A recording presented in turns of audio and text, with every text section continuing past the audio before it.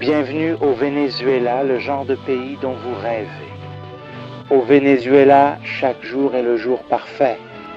Chaque année, des milliers de touristes visitent le pays pour profiter des plages magnifiques et du soleil radieux.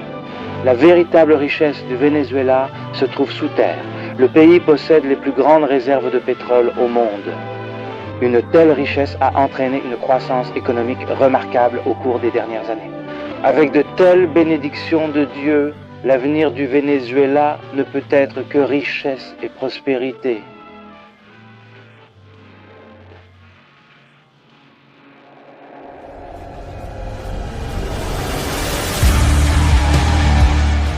Les rues de la capitale du Venezuela, Caracas, sont devenues un véritable champ de bataille. La nouvelle vague de manifestations a rassemblé des centaines de milliers de personnes à travers le Venezuela. Ils affirment qu'ils manifesteront jusqu'au départ du dirigeant vénézuélien.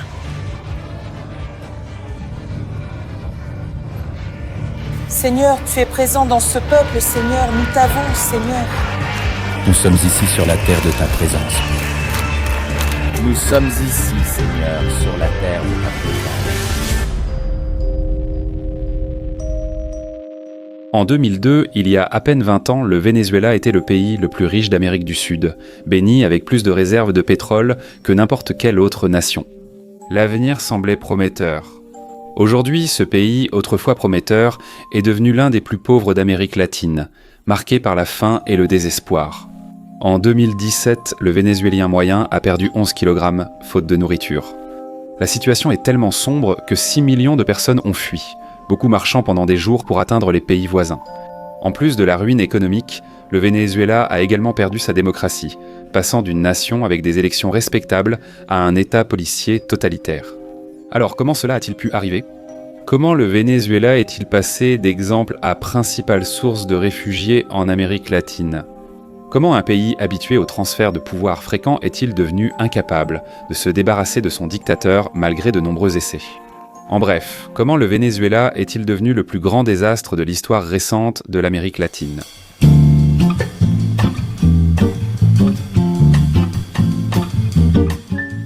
Dans les années 1950, le Venezuela était le 4e pays le plus riche au monde et a ensuite traversé un âge d'or.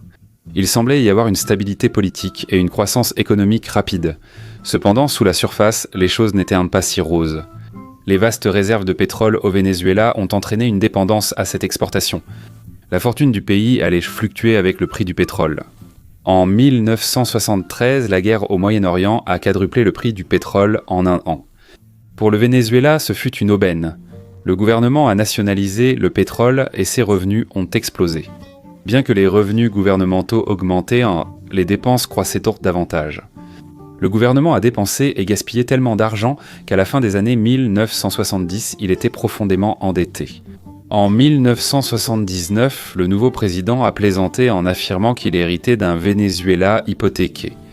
Tout aurait pu aller si le prix du pétrole était resté élevé, mais il s'est effondré dans les années 1980. Ce qui avait été une période de prospérité est devenu une famine, et le pays est entré dans une profonde récession. À cette époque, un jeune marxiste, Hugo Chavez, a commencé à planifier un coup d'État militaire. Chavez militaire était devenu cynique envers la politique vénézuélienne. Face à la crise économique, il prit le pouvoir et utilisa l'argent du pétrole vénézuélien pour créer une utopie communiste. Durant les années 1981, Chavez a recruté des hommes pour sa cause et a rapidement constitué sa propre armée privée. Le mécontentement grandissait parmi la population. Le gouvernement a voulu améliorer l'économie par des mesures très impopulaires. En 1989, le Caracazo, une vague d'émeutes et de pillages, a éclaté. Elle a duré 9 jours et des centaines de personnes ont été tuées par les forces de sécurité. Pour Hugo Chavez, qui continuait à recruter des soldats, ce mécontentement jouait parfaitement en sa faveur. À ce moment, il restait inconnu du public vénézuélien. Mais cela a changé en 1992, lorsqu'il a tenté le coup d'État qu'il préparait depuis si longtemps. Le coup d'État a échoué, mais Chavez n'allait pas abandonner. En s'adressant à ses soldats, il leur a demandé de déposer les armes, précisant qu'il réessayerait en temps. Les objectifs fixés n'ont pas été atteints dans la capitale. Ils ont très bien réussi là-bas, mais il est temps maintenant d'éviter davantage de sang versé. Chavez a été emprisonné pendant 1 an. Cependant, pour beaucoup de gens dans la population, il était un héros. Pour le peuple, Chavez était plus proche qu'une élite dirigeante détestée. Comme eux, il avait la peau foncée et parlait comme ils le faisaient. La corruption de la classe politique a été mise en évidence l'année suivante, lorsque le président a été destitué pour détournement de fonds. Chavez en est venu à être perçu comme le soldat courageux qui s'était opposé à la classe dirigeante corrompue. Libéré 1 an plus tard, il s'est consacré à conquérir le pouvoir par les urnes. Il a fait campagne dans tout le pays et au moment de l'élection de 1998, Chavez était l'homme le plus populaire du Venezuela. Sa popularité, combinée à la haine de l'élite dirigeante, lui a permis de remporter 56% des voix, une victoire sans équivoque. L'élection de Chavez a reçu la bénédiction des gauchistes du monde entier. Et qu'est-ce qui est si excitant dans le fait de visiter enfin le Venezuela ? Je peux voir comment un monde meilleur est en train d'être créé et je peux parler à la personne qui l'a inspiré. Chavez était un outsider dont on ignorait totalement à quoi s'attendre, ni son degré de radicalité. Dès qu'il est arrivé au pouvoir, Chavez n'a pas perdu de temps pour changer la constitution du Venezuela. À l'époque, les présidents vénézuéliens n'avaient en droit qu'à un mandat, mais Chavez voulait plus. Il a organisé un référendum sur la constitution et l'a remporté. Ensuite, une élection a désigné qui rédigerait la nouvelle constitution, et Chavez a encore gagné. La nouvelle constitution est entrée en vigueur en 1999. Cela signifiait surtout que Chavez pouvait briguer un second mandat. De plus, et c'est important, cela a diminué le pouvoir du Congrès, ce qui était avantageux pour Chavez puisqu'il ne contrôlait pas le Congrès. Avec un pouvoir quasi total, Chavez lança une politique parmi les plus néfastes pour l'économie vénézuélienne. Cette politique était l'expropriation, également appelée nationalisation. Essentiellement, cela signifiait que le gouvernement confisquait des entreprises ou des terres appartenant à des citoyens privés. Les premiers exemples étaient l'expropriation des terres agricoles. Chavez voulait que les terres soient prises aux riches et données aux pauvres. Il a permis aux petits fonctionnaires de saisir les terres jugées peu productives. Le fonctionnaire pouvait alors donner la terre à quelqu'un d'autre. Bien sûr, cela ouvrait la porte à de nombreux abus. Et les fonctionnaires confisqués ont institué simplement les terres pour les donner à leurs amis ou à leurs partisans politiques. Des personnes qui avaient passé des années à investir dans leurs fermes se voyaient tout confisqué. Ici, c'est une ferme à laquelle j'ai consacré 28 ans de ma vie, où j'ai investi toutes mes ressources et ses biens. De l'occupation de la ferme, même si apparemment je suis exproprié, on ne me l'a jamais dit.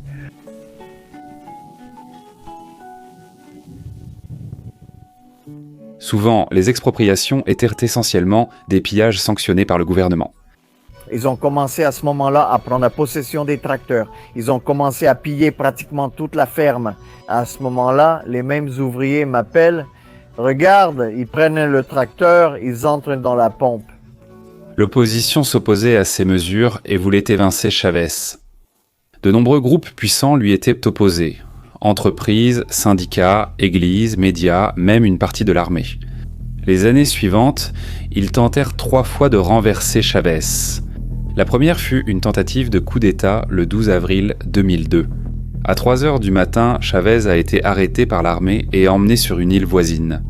Le public a appris sa démission, remplacé par un chef d'entreprise conservateur. Cependant, le coup d'État s'est rapidement effondré. Le nouveau président a composé un cabinet de conservateurs, excluant les syndicats ayant participé au coup d'État. Ces groupes étaient bien sûr outrés. Il a ensuite dissous toutes les institutions et même déchiré la Constitution. Aux députés principaux et suppléants à l'Assemblée. Les partisans de Chavez ont manifesté, causant 50 morts en 4 jours. Les militaires fidèles à Chavez ont repris le palais présidentiel, forçant le nouveau gouvernement à fuir. Chavez a été secouru en hélicoptère et est revenu au pouvoir. Le coup d'État avait échoué principalement à cause de l'incompétence. En 2003, l'opposition a de nouveau tenté de renverser Chavez, cette fois par une grève générale qui a duré 2 mois. De nombreuses personnes ont refusé de travailler, paralysant l'économie. Des manifestations fréquentes, parfois avec des fusillades, avaient un lieu sur la place de Caracas. Divers groupes, y compris des juges de la Cour suprême et des percepteurs d'impôts, ont rejoint les manifestations. Finalement, les grévistes ont cédé et sont retournés au travail, et pour la 2e fois, Chavez avait vaincu l'opposition.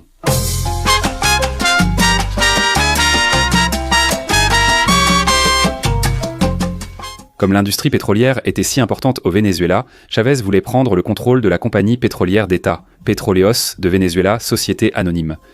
Elle appartenait au gouvernement depuis des décennies. Cependant, les personnes qu'il a dirigées étaient opposées à Chavez. Il a licencié plus de 18 000 employés, soit presque la moitié du personnel. Il a ensuite comblé ses postes vacants avec ses partisans qu'il pouvait contrôler. Chavez contrôlait désormais directement l'argent du pétrole, qu'il utilisait pour financer des programmes sociaux pour les pauvres. Il s'en est servi pour acheter des voix et donner des pots de vin. En 2004, l'opposition a encore tenté de destituer Chavez via un référendum révocatoire. La constitution qu'il avait mise en place en 1999 prévoyait une disposition permettant de révoquer le président par référendum. Pour que le référendum ait lieu, 22% de l'électorat devait signer une pétition indiquant qu'il le souhaitait. La pétition a facilement atteint les 20% et le référendum a eu lieu. En août 2004, Chavez a dénoncé toute l'affaire comme une fraude. Au final, il n'avait rien à craindre puisqu'il a remporté le référendum 60-40. Avec la victoire au référendum, Chavez est devenu de plus en plus anti-américain. Il croyait que les États-Unis avaient provoqué le référendum parce qu'il voulait rouler son départ. Il a proféré toutes sortes d'insultes envers les États-Unis et le président Bush. Ils l'ont hérité de leur père, c'était un alcoolique. Vous avez pour président un alcoolique, c'est la vérité. Vous êtes un âne, monsieur Danger. À mesure que les relations avec les États-Unis se dégradaient, Chavez s'est rapproché de la Chine et de la Russie, qui ont alors prêté beaucoup d'argent au Venezuela. Chavez a continué à soumettre les institutions du pays. En 2004, il a rempli la Cour suprême, en ajoutant 12 nouveaux juges qu'il pouvait contrôler. Il a ensuite critiqué les médias. Il lui était opposé depuis sa prise de pouvoir, ayant soutenu le coup d'État de 2002 et la grève générale de 2003. Chavez a affirmé une conspiration médiatique contre lui et qu'il ne la tolérerait pas. Il a instauré une loi soumettant la radio et la télévision à la responsabilité sociale, prétendument pour protéger les enfants des programmes inadaptés. Chavez pouvait ainsi imposer de fortes amendes et retirer des licences si les médias lui déplaisaient. Les entreprises ont commencé à s'auto-censurer. Les journalistes qui critiquaient le gouvernement perdaient pas leur emploi et pouvaient même être arrêtés. Une autre institution importante était l'autorité électorale, appelée Commission nationale électorale. Celle-ci contrôlait tout ce qui concernait les élections, comment elles se déroulaient, quelles étaient les règles, ce qui était considéré comme une violation des règles. Elle contrôlait aussi, de façon cruciale, le dépouillement des votes. Depuis son arrivée au pouvoir, Chavez avait rempli l'autorité électorale de fidèles. L'opposition scandalisée jugeait que Chavez profitait d'un avantage injuste. Ils ont affirmé que les résultats électoraux étaient invalides et ont boycotté les législatives de 2005. Cela signifiait que le Congrès était alors uniquement composé de partisans de Chavez. En 2006, Chavez se présentait à sa réélection. Les sondages montraient que 55% des gens le soutiendraient, donc la victoire semblait facile. Détenant l'autorité électorale, il pouvait enfreindre les règles. Il a utilisé l'argent du gouvernement pour sa campagne, et l'élection a été un raz-de-marée. Chavez a remporté 63% des voix écrasant son adversaire. Eh bien oui.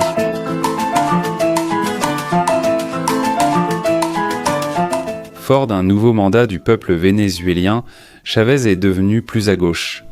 Il disait que le capitalisme causait tous les maux, comme la pauvreté, l'inégalité et la corruption, imputés au néolibéralisme. Nous avons été maudits par l'influence du capitalisme, par la soif de consumérisme effrénée. Chavez a intensifié les expropriations, avec toutes sortes d'entreprises qui se faisaient exproprier. Entreprises de télécommunications, compagnies d'électricité, producteurs laitiers, producteurs de ciment et d'acier. Ce ne sont là que quelques-uns des différents types d'entreprises qui ont été confisquées par le gouvernement. Il a également pris le contrôle total de la Banque centrale, ce qui signifie qu'il contrôlait l'impression de la monnaie. L'inflation avait longtemps été un problème au Venezuela, pas à des niveaux d'hyperinflation, mais généralement autour de 20%. La réponse de Chavez a été d'imposer un contrôle des prix sur la nourriture, ce qui a entraîné des pénuries et des rayons de supermarchés vides. Parfois, un seul supermarché proposait un produit, obligeant les gens à faire la queue des heures pour y entrer. La nourriture était disponible chez les vendeurs de rue si vous acceptiez de payer plus cher. Chavez a qualifié cela de malédiction du capitalisme et a déclaré la guerre aux soi-disant accapareurs et spéculateurs. Toute infraction à la réglementation sur les prix était punie de 6 ans de prison. Les prix imposés par le gouvernement étaient dans si bas que de nombreuses entreprises alimentaires ont vendu à perte et beaucoup ont fait faillite. Vendre au-dessus des prix fixés par le gouvernement exposait à des amendes ou à la confiscation de l'entreprise. Chavez a menacé de contrôler toute l'industrie alimentaire si elle n'obéissait pas.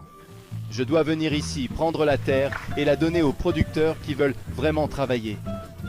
La répression contre les médias s'est poursuivie. La chaîne radio Caracas Télévision, qui était à l'antenne depuis 53 ans, a été fermée. Elle a diffusé pour la dernière fois en mai 2007.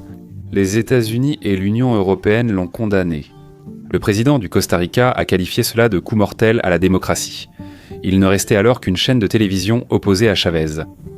Les médias indépendants ont fermé, tandis que ceux contrôlés par le gouvernement ont fortement augmenté. Lorsque Chavez a pris le pouvoir, le gouvernement ne possédait qu'une seule chaîne de télévision. En 2007, il en possédait 6, toutes diffusant de la propagande pro-Chavez. La criminalité augmentait fortement. Caracas est devenue la capitale la plus violente d'Amérique du Sud. Après l'arrivée de Chavez au pouvoir, le taux de meurtres a triplé, atteignant en 2007 le 2e rang mondial. Cela s'expliquait surtout par un taux de condamnation très faible. Seulement 3% des meurtriers étaient condamnés. Lors de son second mandat, Chavez rencontrait le même problème qu'avant la limitation des mandats dans la Constitution. Il a de nouveau cherché à modifier la Constitution, cette fois pour lui permettre de se présenter indéfiniment à la présidence. Cela ne fait que 8 ans qu'il a modifié la Constitution pour la première fois. Sa constitution, bien plus à gauche que la précédente, voyait les élections comme un outil pour construire le socialisme. Elle affirmait que la Banque centrale devait soutenir l'économie socialiste. La nouvelle constitution faciliterait aussi l'expropriation des entreprises. Le gouvernement pourrait confisquer fermes et usines alimentaires sans décision de justice. Le changement constitutionnel a été soumis à référendum, et son adoption semblait certaine. Chavez avait remporté toutes les élections et tous les référendums depuis son arrivée au pouvoir. Pour la première et unique fois de sa carrière, Chavez a perdu. Il a reconnu sa défaite et a déclaré qu'il allait trop vite pour le peuple vénézuélien. Cependant, il n'allait pas abandonner aussi facilement. Il a décidé de refaire le référendum, mais devrait le faire bientôt. Jusqu'ici, Chavez avait tenu le cap grâce à la forte hausse du prix du pétrole. Au cours des 8 années depuis son arrivée au pouvoir, le prix du pétrole avait été multiplié par 8. La récession de 2008 a fait chuter le prix du pétrole de 2/3. Cette chute des prix menaçait gravement l'économie et la popularité de Chavez. Ces énormes dépenses publiques dépendaient entièrement de l'argent, du pétrole. Les beaux jours pourraient d'un bientôt finir. Donc si Chavez voulait refaire le référendum, il devait le faire le plus vite possible. Cela s'est produit début 2009. Chavez était encore plus prêt à corrompre le référendum. La télévision et la radio d'État passaient tout leur temps à promouvoir le changement dans la Constitution. Les bâtiments publics étaient recouverts de propagande pro-Chavez. Même le métro de Caracas diffusait des chansons en faveur de Chavez. Toute manifestation contre la nouvelle Constitution était dispersée au gaz lacrymogène. Finalement, Chavez a de nouveau gagné et pouvait désormais se présenter à la présidence sans limite.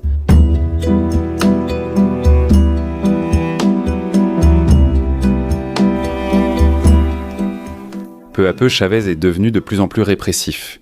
Il a commencé à intimider l'opposition, qui a dû se cacher. Un ex-ministre de la Défense de Chavez arrêté pour corruption. Il avait appartenu au cabinet de Chavez avant de rejoindre l'opposition, ce qui lui a valu d'être arrêté. Chavez a même interdit à l'opposition de participer aux élections. De plus en plus de journalistes ont été arrêtés et des radios retirées des ondes. Ils ont même adopté une loi qui permettait d'emprisonner toute personne accusée d'avoir prétendument nui à la santé mentale. Les politiques économiques de Chavez ont fini par produire leurs effets. La nationalisation des entreprises d'électricité et d'eau a réduit leur productivité, provoquant coupures de courant et pénurie d'eau en eau. Chavez a accru les expropriations d'entreprises et de fermes. De nombreuses entreprises ont été saisies pour avoir vendu au-dessus des prix imposés par le gouvernement. Souvent, ces entreprises ne pouvaient pas fonctionner au prix imposé par le gouvernement et ont fait des failles illicites. L'expropriation des fermes ruinait l'industrie alimentaire du Venezuela. Selon les propres chiffres du gouvernement, il a confisqué 3 millions d'hectares de terres agricoles. Rien qu'en 2010, Les fermes devenaient très rapidement improductives et, comme on peut l'imaginer, la production alimentaire s'est effondrée. Le Venezuela a dû dépendre davantage des importations et en 2000, 70% de sa nourriture était importée. Même les importations ont eu des problèmes, cependant. Lors d'un incident, des milliers de conteneurs de nourriture importés ont fini par pourrir dans les ports. C'était parce que le gouvernement avait mal géré sa distribution. Il a finalement admis que 30 000 tonnes de nourriture avaient pourri dans les ports. Un fort mécontentement envers Chavez était évident lors des élections parlementaires de 2010. Pour la première fois, Chavez a eu plus d'opposants que de soutiens. Son parti a gardé la majorité grâce au découpage électoral, mais cela a montré le mécontentement du pays. Rappelez-vous, l'opposition avait boycotté les élections parlementaires de 2005, donc pendant les 5 dernières années, il n'y avait pas eu un seul membre de l'opposition au Congrès. Bien que Chavez ait eu plus de sièges, il n'avait pas la majorité des 2/3, ce qui signifiait qu'il devrait négocier pour certaines choses, comme les juges de la Cour suprême. Cependant, le nouveau Congrès n'exercerait le pouvoir que dans 3 mois. Chavez a profité de cette période pour imposer diverses mesures autoritaires. Une loi a été adoptée qui lui permettait de gouverner par décret pendant 18 mois. Il a également nommé à la hâte 9 nouveaux juges à la Cour suprême. Certains nouveaux membres de l'opposition au Congrès ont été jugés pour des crimes fictifs. Les nationalisations ont continué rapidement. Encore une fois, de nombreuses entreprises, comme des aciéries, fabricants de bouteilles, logements et constructions, ont été confisquées. Chavez donnait des raisons douteuses pour les expropriations. Il disait, par exemple, qu'il mettait fin à des monopoles ou qu'il appliquait des règles du travail. Un exemple était Owens, Illinois, un fabricant américain de verre.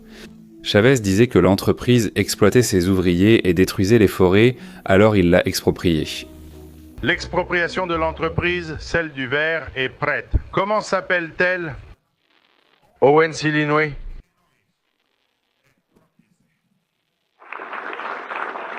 Une entreprise à capitaux américains qui est ici depuis des années. Des années à exploiter les travailleurs, à détruire l'environnement. Là-bas, à Trujillo, allez voir les collines qu'ils ont détruites. Parfois, les expropriations étaient gratuites. D'autres fois, Chavez expropriait par pur plaisir de pouvoir. Ce bâtiment ici, c'est lequel? C'est un bâtiment qui possède des locaux commerciaux appartenant à des propriétaires privés. Exproprié, monsieur le maire, exproprié. Ce bâtiment est un immeuble qui abrite un commerce privé de bijouterie. Exproprié, exproprié. D'accord. Et ce bâtiment au coin? Chavez a exproprié 2000 entreprises. Souvent, les employés de ces entreprises découvraient que leur société allait être expropriée en voyant Chavez l'annoncer à la télévision. Eh bien, Agroesleña est expropriée. Parmi tout ce que Chavez a fait, les expropriations ont été parmi les plus néfastes pour l'économie vénézuélienne. Souvent, les entreprises s'effondraient tout simplement et les expropriés revenaient à les fermer. En théorie, l'entreprise fonctionnerait simplement sous gestion gouvernementale. En réalité, des entreprises auparavant productives devenaient corrompues et inefficaces lorsqu'elles étaient vantées sous contrôle gouvernemental.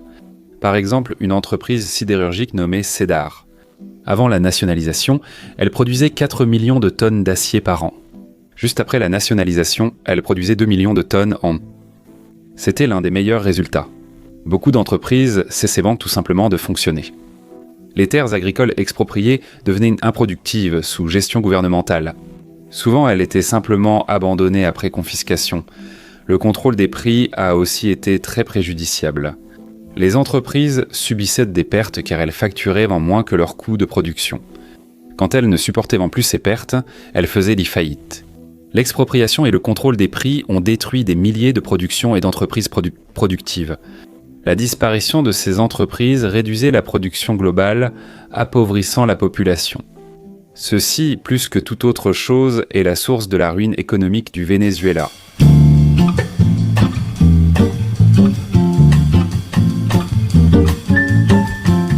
En 2011, Chavez était malade et a dû aller à Cuba pour une opération. Il a finalement avoué avoir un cancer. L'existence d'une tumeur abcédée. Beaucoup d'incertitudes a aussitôt entouré l'avenir du Venezuela, le régime étant fortement centré sur Chavez. Comment cela fonctionnerait-il s'il mourait? Cela donnait aussi l'impression que l'élection de 2012 était bien plus accessible pour l'opposition. Ce serait tout de même une bataille politique difficile. Chavez avait un charisme que personne d'autre ne pouvait égaler. Sa campagne reprenait les promesses d'habituel. Il a promis de rendre le socialisme irréversible au Venezuela et de sauver la planète du capitalisme. Il a aussi pris des mesures autoritaires, fermant la dernière chaîne de télévision hostile, Global Vision. Finalement, ces mesures étaient inutiles. Chavez a remporté l'élection 54 à 44, une autre victoire écrasante. Il est important de souligner que Chavez était maintenant au pouvoir depuis 14 ans. Même après tout ce temps, il gagnait toujours les élections. Les élections n'étaient pas totalement libres et équitables, mais même si elles l'avaient entêté, il aurait probablement quand même gagné. Chavez n'allait vivre que 5 mois après l'élection. Il est mort le 5 mars 2013. Le commandant président Hugo Chavez Frias est décédé.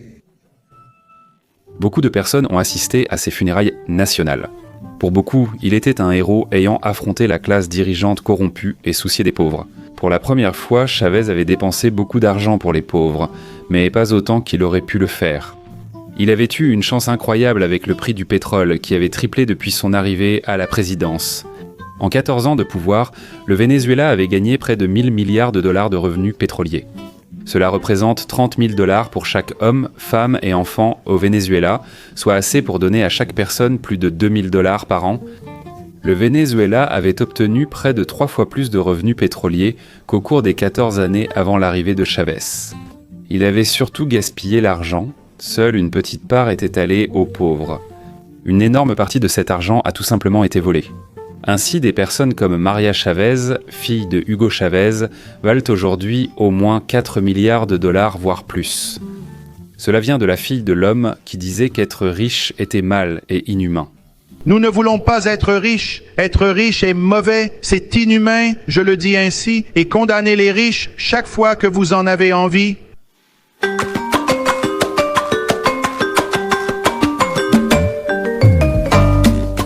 Après la mort de Chavez, une élection a été organisée pour le remplacer. Chavez avait choisi Nicolás Maduro comme successeur, perçu comme sympathique mais peu charismatique. Maduro a fait de l'appui de Chavez le point central de sa campagne. Un vote pour Maduro, c'est un vote pour Chavez, tel était son slogan. Maduro a quasiment divinisé Chavez. Il l'a appelé le Christ de l'Amérique qui a donné sa vie pour chacun d'entre nous. L'Église catholique n'a pas apprécié cela et a déclaré que Chavez ne devait pas être comparé au Christ. À l'image de son mentor, Maduro a violé les règles électorales en finançant sa campagne avec des fonds publics. Il a également tout fait pour diaboliser son adversaire, le traitant de fasciste meurtrier. Le résultat de l'élection a été incroyablement serré, Maduro l'emportant avec moins de 2 points de pourcentage d'avance. Comme auparavant, l'élection était loin d'être honnête. Cependant, dans le passé, cela n'avait probablement pas autant d'importance parce que Chavez avait gagné avec des marges si larges. Lors de cette élection, il est probable qu'une élection honnête aurait vu Maduro perdre. L'opposition a refusé le résultat. Des manifestations ont éclaté, réprimées par le gouvernement.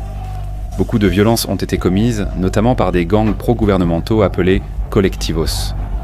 Le régime a laissé ces gangs attaquer et intimider toute opposition au gouvernement. Le ministre des Prisons les a même qualifiés de piliers fondamentaux dans la défense de la patrie. Des milliers de manifestants ont été arrêtés et 40 personnes sont mortes. Le Venezuela n'avait pas vu de telles manifestations depuis 2002. L'économie a continué de se détériorer et Maduro a renforcé les politiques d'extrême gauche. Il a emprisonné les commerçants, augmentant les prix. Le lait, le riz et le papier toilette étaient désormais rarement en rayon dans les supermarchés. La combinaison de la crise économique et de l'instabilité politique a conduit au chaos, avec des pillages qui ont éclaté dans de nombreuses régions. Lorsque la garde nationale a été envoyée pour arrêter les pillages, elle a simplement rejoint le mouvement. Les pénuries alimentaires étaient pires que jamais, ce que le gouvernement a tenté de dissimuler. Prendre des photos des rayons vides des supermarchés était interdit, et les journalistes qui rapportaient au loin les pénuries alimentaires étaient arrêtés. La situation était si grave que les gens devaient faire la queue toute la nuit pour avoir de la nourriture. Cela aussi a été interdit, car les files d'attente nocturnes étaient même des plus gênantes pour le gouvernement que celles de jour.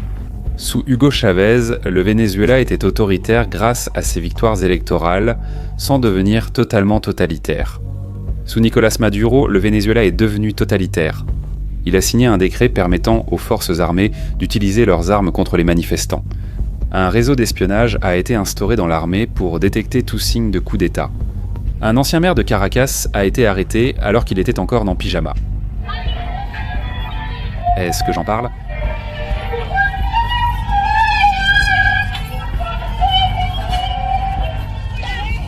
Le Venezuela n'avait jamais connu une telle oppression, rendue nécessaire par l'impopularité de Maduro. Il avait maintenant un taux d'approbation d'environ 20%. La plupart des gens le détestaient. Par exemple, il a visité l'île de Margarita, pensant être accueilli chaleureusement. En fait, les habitants ont tapé sur des casseroles contre lui, forçant Maduro à fuir. L'incident a été diffusé sur les réseaux sociaux par un journaliste, ensuite arrêté pour des crimes inventés. Ce mécontentement s'est clairement exprimé aux élections parlementaires de 2015. L'opposition rassemblait divers groupes, des marxistes aux capitalistes du marché libre. Cependant, ils étaient unis sur un point, leur détermination à faire tomber Maduro. Avec 70% des électeurs affirmant qu'ils voteraient contre le gouvernement, il semblait que la révolution Chavez pourrait enfin perdre une élection. Les résultats ont été accablants pour le gouvernement. L'opposition a remporté 109 sièges, Maduro 55. C'était un événement majeur. Avec autant de sièges, l'opposition pourrait vraiment changer les choses. Avec une majorité des 2/3, ils pouvaient, en théorie, révoquer juges de la Cour suprême et membres de l'autorité électorale. Peut-être qu'ils pourraient de même rendre ces institutions à nouveau impartiales. Ils pourraient de même réussir à forcer Maduro à partir lors d'un référendum. Cependant, il y avait énormément d'obstacles contre eux. Alors que l'opposition contrôlait le Congrès, Maduro et ses partisans contrôlaient le reste. Maduro a utilisé la même astuce que Chavez. L'élection parlementaire s'est tenue en décembre 2015, mais le Congrès n'entrerait en fonction qu'en janvier. Maduro a profité de cette période pour ajouter 13 membres à la Cour suprême. La Cour suprême a statué que 3 nouveaux députés d'opposition ne pouvaient en prêter serment en raison d'allégations de fraude électorale. La perte de ces 3 députés était cruciale, car cela signifiait que l'opposition perdait sa supermajorité des 2/3. Sans supermajorité, il ne pourrait ne pas révoquer les membres de la Cour suprême ou de l'autorité électorale. L'opposition a tout essayé pour évincer Maduro. Ils ont proposé de réduire les mandats présidentiels, mais la Cour suprême a bloqué l'amendement. Ils ont alors voulu organiser un référendum sur la démission de Maduro. L'autorité électorale a tout fait pour empêcher ces 20% de la population nécessaire d'enregistrer leur volonté d'organiser le référendum. L'autorité électorale n'a donné que 3 jours pour collecter les signatures dans des bureaux ouverts seulement 6 heures par jour. Elle a également limité le nombre de machines à voter disponibles.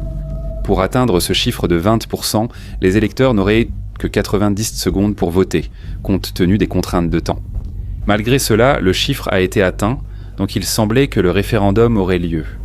Plusieurs tribunaux ont ensuite déclaré qu'une des premières étapes du processus avait été chanceuse.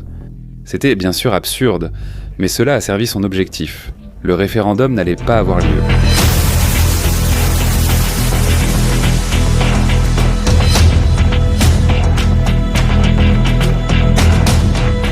En 2017, après 20 ans de politiques économiques désastreuses, l'économie a commencé à s'effondrer.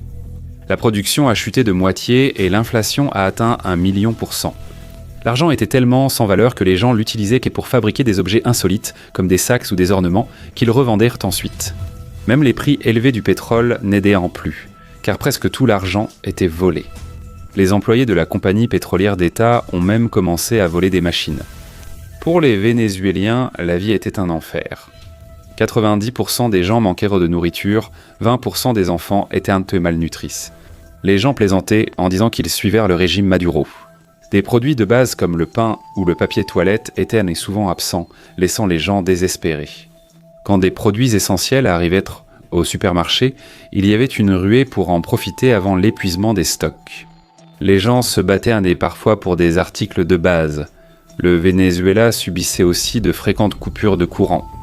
Pour économiser l'électricité, le gouvernement a demandé aux centres commerciaux de fermer plus tôt et les fonctionnaires ne devaient travailler que 2 jours par semaine.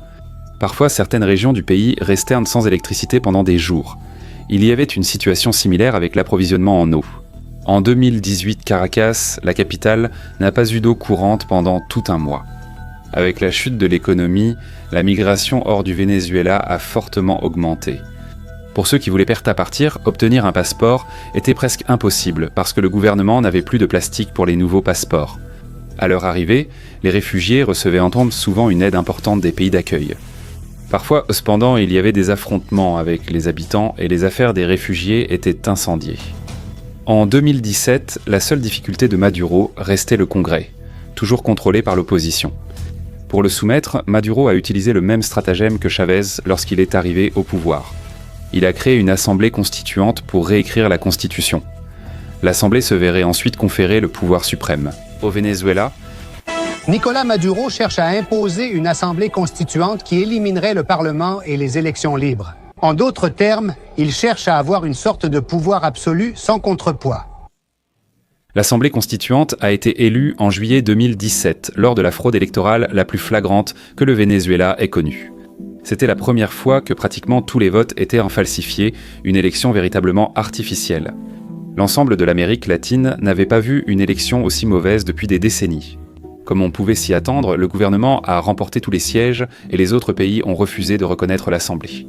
En 2018, Maduro briguait sa réélection. Avec tous les dirigeants de l'opposition en prison ou en exil, truquer l'élection était à peine nécessaire.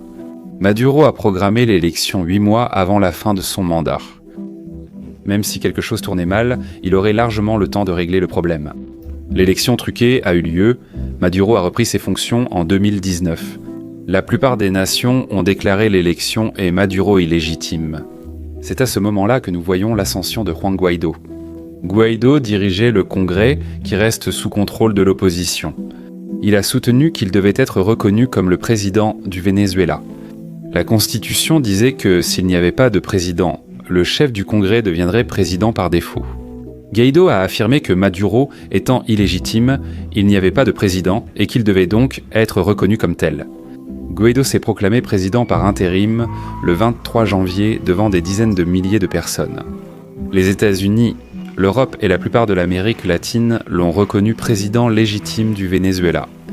La capacité de Maduro à rester au pouvoir dépendait finalement de l'armée. L'opposition s'est adressée directement à eux pour les aider à évincer Maduro.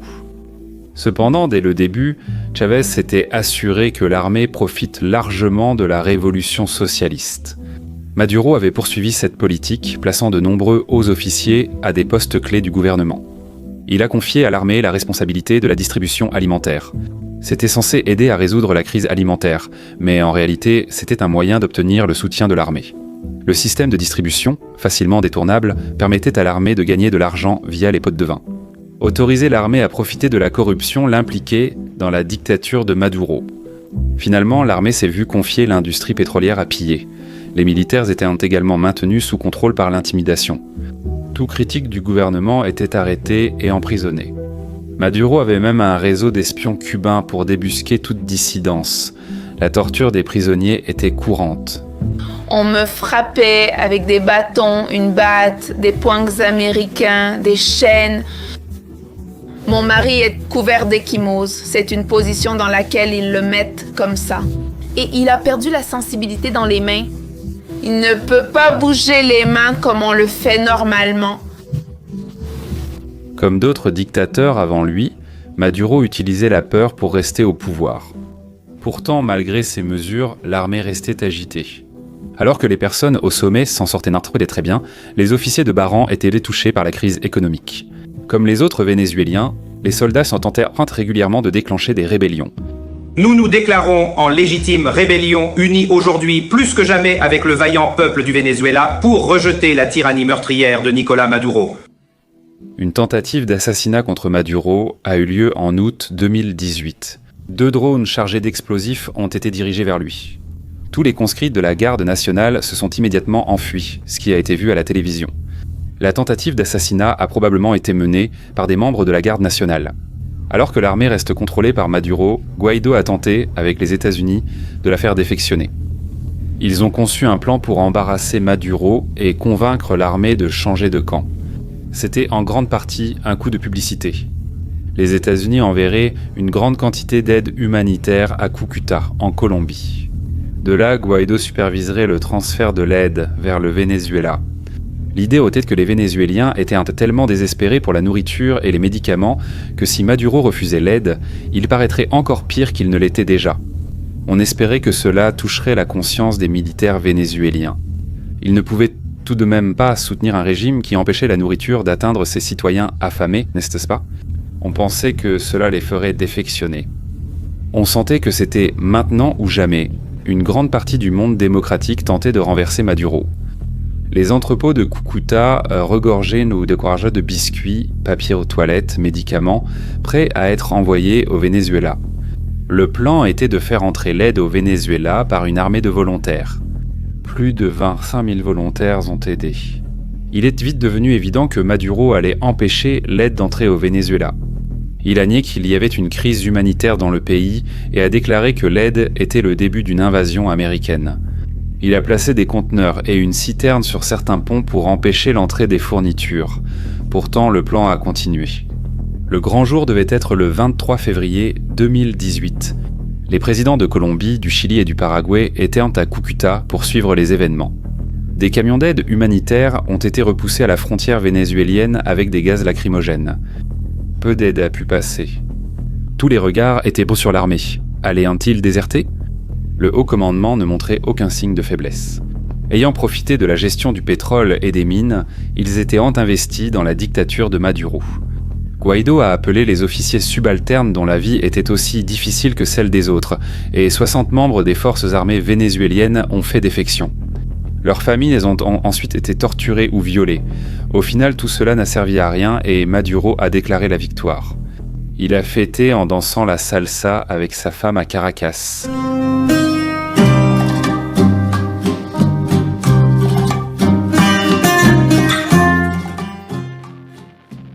Ce jour-là à Cúcuta a été la plus grande tentative de renverser Maduro, et elle a échoué. L'opposition a insisté sans succès. Progressivement, l'attention mondiale s'est détournée et les pays ont dû accepter le maintien de Maduro au pouvoir. Lors de la réalisation de cette vidéo, Nicolás Maduro maintient le Venezuela en otage. Les négociations avec l'opposition durent depuis des années, mais peu de gens s'attendent à ce qu'elles aboutissent. Depuis que Chavez est arrivé au pouvoir, 6 millions de Vénézuéliens ont fui. Presque tous ceux qui restent vivent dans la pauvreté. Cependant, un jour, Maduro tombera. Espérons qu'alors le Venezuela pourra retrouver sa démocratie et reconstruire son pays autrefois prospère.